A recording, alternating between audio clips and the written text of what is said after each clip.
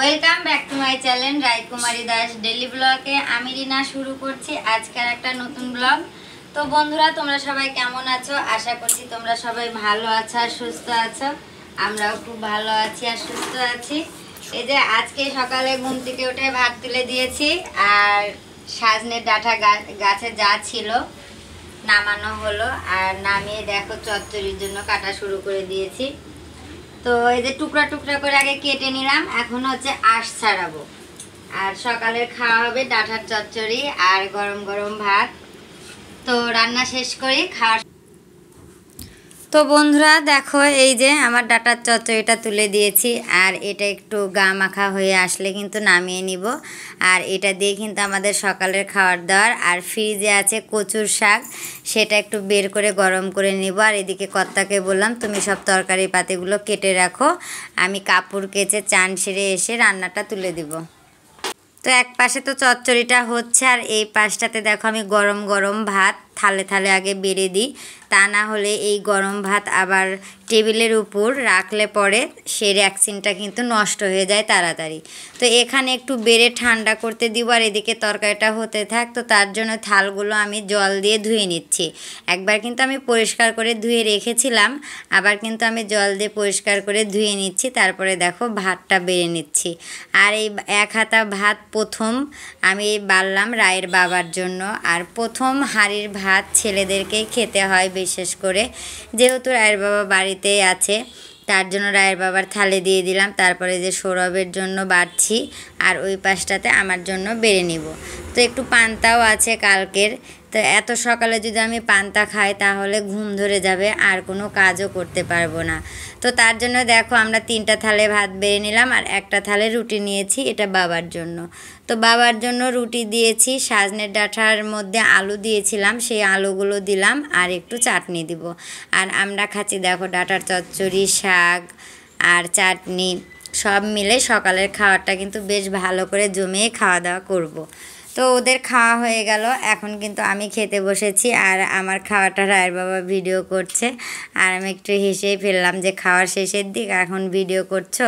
আর এদিকে দেখো কর্তা তরকারি কুটেই যাচ্ছে তখন থেকে।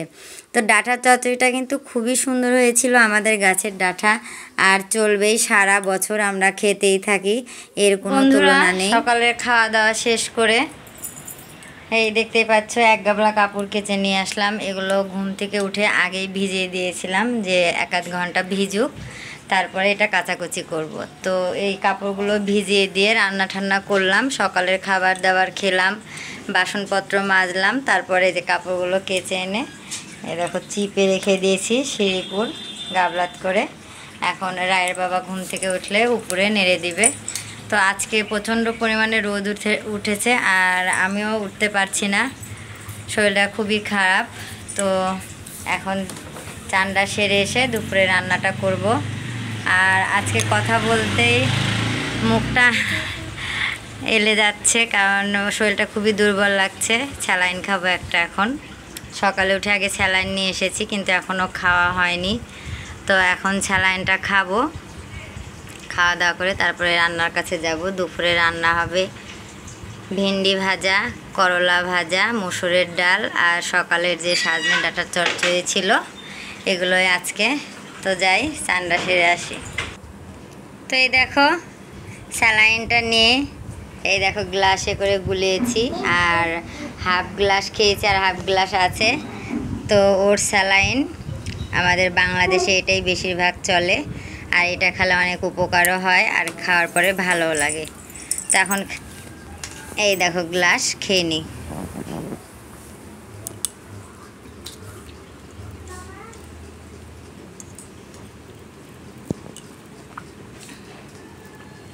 খেয়ে নিলাম।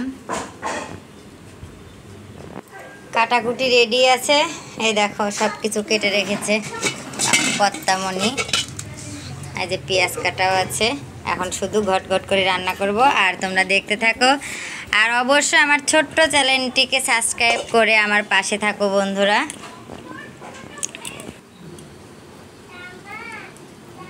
কড়াই দিয়ে দিলাম দেখো তেল। এখন তেলটা একটু গরম হয়ে আসলেই ভেন্ডি ভাজাটা তুলে দিব।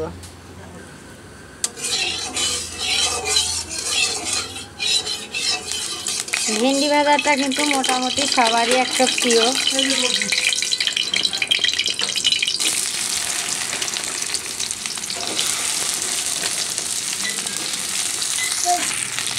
তো বন্ধুরা, ভেন্ডি ভাজার কিন্তু একটা টেকনিক আছে, সেটা তোমাদের আজকে পুরোপুরি দেখাবো। আমরা ভেন্ডি যখন ভাজি তখন কড়াইয়ে দেওয়ার সাথে সাথে একটা ল্যালপা ভাব চলে আসে, কিন্তু এটা হবে না। তোমরা হলুদ আর লবণ সঙ্গে সঙ্গে দিবে না। এই যে আমি তেলের পর শুধু ভেন্ডিটা দিয়ে দিলাম। এখন একদম আস্তে আস্তে নাড়াচাড়া করতেই থাকবো। যখন ভেন্ডিটা আধা ভাজা হয়ে যাবে, গায়ে থেকে ল্যালপা ভাবটা চলে যাবে, তখন আমরা হলুদ আর লবণটা দিব। তখন একদম ঝরঝরে ভেন্ডি ভাজা হবে, খেতেও ভালো লাগবে। আর সঙ্গে সঙ্গে যদি আমরা হলুদ লবণটা দিয়ে দিই, তখন ওই একটা ল্যালপা ভাব ওর সাথে মিশে যায় আর ওটা কড়াইয়ে আটকে ধরে, তখন ভাজতে খুবই কষ্ট হয়। তো তোমরা একদিন এভাবে করে দেখো, করে আমাকে অবশ্যই মেসেজ করে জানিও। তো আমি ভাজাটা তোমাদের আজকে সম্পূর্ণটাই দেখাবো। তো দেখো, আমি কিন্তু এখনও হলুদ লবণ দিইনি, এরকম করে নাড়াচাড়া করতেই থাকবো অনেকক্ষণ। তো দেখো বন্ধুরা, এই যে নাড়াচাড়া করতে করতে কিন্তু আমার এই ভেন্ডির থেকে যে একটা পিছলা ল্যালপা ভাবটা, ওটা কিন্তু চলে গেছে। দেখো একদম ঝরঝরা হয়ে গেছে। কিন্তু এখন আমি দিয়ে দিব আমার পরিমাণ মতো লবণ, মানে এটাতে যতটুক লাগে ততটুকুই দিয়ে দিব। তো লবণটা দিয়ে দিলাম। লবণ দেওয়ার পরে একটু যে হালকা করে নাড়াচাড়া করে আবার হলুদটা দিয়ে দিব। আর হলুদ সবসময় অল্প দিতে হবে, যেহেতু সবুজ এটা। এই দেখো হাফ চামচ দিয়ে দিলাম, আর সামান্য আর একটু দিলাম। দিয়ে এটাকে আবার একটু নাড়াচাড়া করব। এখন দিয়ে দিব আসল জিনিস, সেটা হচ্ছে পেঁয়াজ। পেঁয়াজ যদি বেশি পোড়া পোড়া ভাজা হয় তাহলে কিন্তু খেতে ভালো লাগে না। আর এখন দিলাম একটু হালকা ভাজা হবে, আর খেতেও বেশ ভালো লাগবে। তো ওইদিকে আমার ভেন্ডি ভাজাটা হোক, আর এদিকে আমি করলাটাকে ভালো করে কষলিয়ে ধুয়ে আর একটা গামলাতে তুলে নিই। কারণ করলা কিন্তু একটু হলুদ লবণ দিয়ে আগের থেকে মাখিয়ে না রাখলে একটা তিতো তিতো বেশি ভাব লাগে। তো আগে যদি একটু মেখে রাখি তাহলে ওই জলটা বের হয়ে যাবে, আর রান্নাটা করতেও তাড়াতাড়ি হবে, আর খেতে তিতো ভাবটা কম লাগবে। তো দেখো আমি দুইবার করে ধুয়ে নিলাম। ধুয়ে আর একটা গামলাতে রেখে দিচ্ছি। তারপরে একটু হলুদ লবণ দিয়ে মাখিয়ে রেখে দিব। আর এদিকে ভেন্ডি ভাজাটা হতে থাক। তো দেখো আমার ধোয়া কমপ্লিট। এখন আমি এর মধ্যে হলুদ লবণটা দিয়ে নিই। তো এই দেখো হলুদ দিয়ে দিচ্ছি, আর এই দেখো লবণ দিয়ে দিচ্ছি। এখন এটাকে ভালো করে মাখিয়ে রেখে দিব।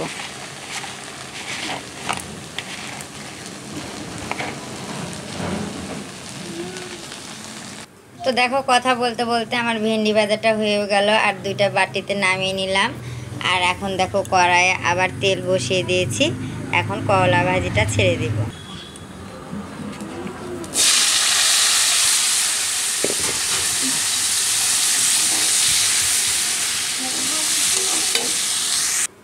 তো এই গরমে তো আমার সব রান্না বান্না কমপ্লিট। এখন আমি চলে এসেছি আমার ডাইনিং টেবিলে। আর এসে দেখতেই পাচ্ছ এই যে মসুরের ডালটা রান্না করা তোমাদের সাথে শেয়ার করতে পারিনি, তবে এখন দেখাই দিচ্ছি। তো এই দেখো ডাল, আর আমি এখন ভাত বেড়ে নিচ্ছি সবার একে একে। তো প্রথমে দুইটা থালায় ভাত বাড়লাম, একটা দিব কর্তাকে আর একটা দিব বাবাকে, তারপরে আমাদের সবার ভাত বাড়বো। তো ভাতটা বাড়ছি, আর এর মধ্যেই গোপাল স্কুল থেকে চলে আসলো। আমি ওকে জিজ্ঞেস করছি যে এত তাড়াতাড়ি চলে আসলে, তো বলছে যে গরমে সবাইকে ছুটি দিয়ে দিয়েছে। তাই আমি বললাম যে চানটা সেরে আসো, আর এইদিকে আমি ভাতগুলো বেড়ে নিচ্ছি। তো এই দেখো ভেন্ডি ভাজা, আর ওই যে দুইটা টুকরা দেখতে পাচ্ছ বড় বড়, ওই দুইটা টুকরা কর্তা তো ছোট ছোট করে ভেন্ডি ভাজা খেতে পছন্দ করে না, জন্য সে বড় বড় করে কেটে দিয়েছে। তো এই দেখো ভেন্ডি ভাজা দিয়ে দিলাম চারিদিকে, দুই থালে দুই জায়গাতে দিয়ে দিলাম। আর এখন দিয়ে দিব করলা ভাজিটা। আর আজকের করলা ভাজিটা একটু পাকা পাকা ছিল করলা, আর ভাজতেও বেশ নরম নরম হয়েছে, আর খেতে মনে হয় ভালো লাগবে। এখনও তো খাইনি। আর দিয়ে দিব ডাঁটার চচ্চড়ি, সকালবেলার অনেক খাওয়ার পরে অনেকখানি বেঁচে গেল, তো ওটাও আবার দিয়ে দিচ্ছি দুপুরে। তো ভাত বাড়া কিন্তু কমপ্লিট। এখন কিন্তু আমি বাটি নিয়ে এসে ডাল বাড়বো। তো মুসুরের ডাল আমরা বাড়িতে সবাই কম বেশি পছন্দ করি, কিন্তু আমার কর্তামণি একটু কালার ডালটা খেতে বেশ পছন্দ করে। তো আজকে মুসুরের ডালটাই করেছি, একদম পাতলা করে করেছি। আর কর্তা হয়তো খাবে কি খাবে না জানি না। দেখো কর্তাকে দিতে আসলাম ভাতটা কর্তার ঘরে, আর কর্তা দেখো বসে আছে খাটের উপরে, এখন কর্তা এসে খেয়ে নেবে। তো এই বুড়ি মানুষটা আছে, ভালো আছে, ভালো থাকুক এটাই চাই। তারপরে দিয়ে দিলাম এই যে বাবাকে খেতে, আর বাবা খাওয়া হয়ে গেলে আমরা খেতে বসবো। তো বন্ধুরা, আমার এই ভিডিওটা তোমাদের কেমন লাগছে অবশ্যই কিন্তু কমেন্ট করে জানিও। আর তোমরা কেমন ভিডিও দেখতে চাও সেটাও একটু কমেন্ট করে জানালে আমার খুব ভালো হয় আর সুবিধা হয়।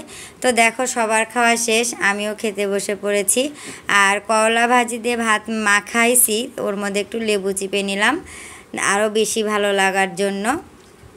আর এই যে ডাল দেখতেই পাচ্ছ, পাতে পাতে ডাল, আর এই যেটা গোপালের ভাত।